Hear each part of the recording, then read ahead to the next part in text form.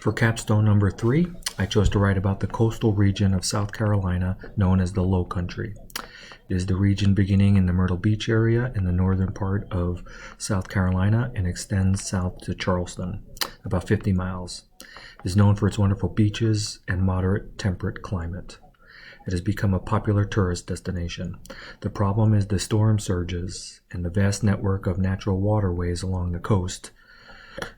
This region in particular is susceptible to freshwater inputs and experience melt plumes in which seawater combines with the freshwater and create nutrient runoffs that are highly disruptive to the native habitat. High intensity precipitation and glacial melts cause the sea level to rise and infiltrate the massive network of streams and inland waterways, according to Jewett. This issue changes the acidification balance and can also create devastating coastal flooding.